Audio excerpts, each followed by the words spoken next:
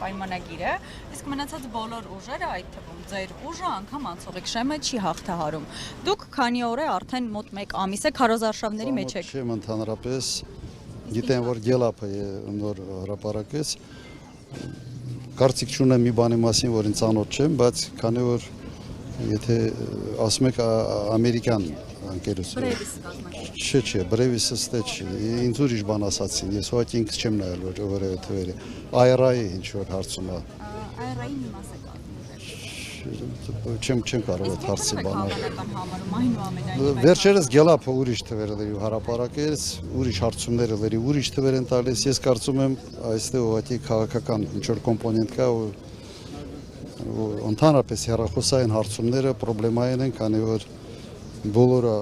մտածում են, որ իրենց հեռախոսները լսվում են եւ իհարկե մարդիկ եթե կապ ունեն պետական համակարգի հետ կամ դպրոցում է աշխատում կամ մանկապարտեզում մտածած է հաստատ չի ասել։ Եթե մի լայքի համար մարդու աշխատանքից են հեռացնում, ապա պատկերացրեք մարդկանց վիճակը։ Այդ տեսանկյունից ինձ համար նաև տեխնոլոգիայի կիրառման տեսանկյունից արժանահավատ չի այս վիճակը։ Պարոն նախագահ, եւ մի հարց,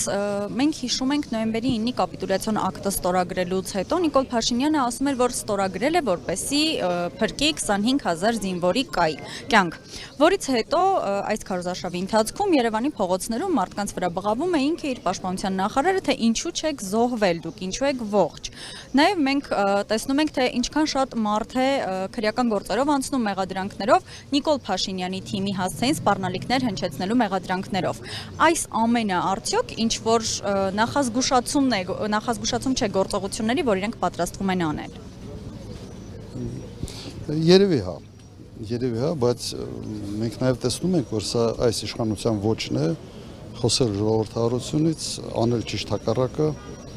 եւ եթե հետևեք, թե ինչքան մարդ կա ընդգրկված ցուցակում քրեական գործերի տակ, տնային կալանքների տակ, Հայաստանի պատմության մեջ երբեք ուղղակի նման բան չի եղել։ Սա յուրահատուկ մի իրավիճակ է եւ ամենից տհաճ այս ամեն ինչի մեջ եվրոպացոց լռությունն է։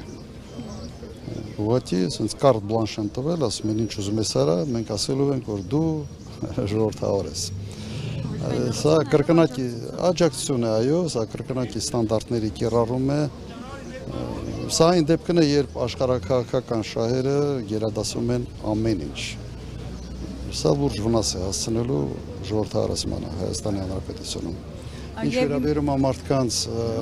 որ ասում են ինչի չեք մահացել, ինչու չեք մահացել, կամ Ղարաբաղի էլիտան ինչու չի մահացել, կոնկրետ ինքը եւ ԿՊ-ի էլիտան հանձնել է Հայաստանի տարածքից ավելի քան 200 քառակուսի կիլոմետր եւ նույն հարցը կարող ենք իրեն տալ։ Այդ տարածքի համար ինչի չեք գնացել, չեք կռվել, ինչու չեք մահացել։ Եթե անալոգիան սա է իրենց համար։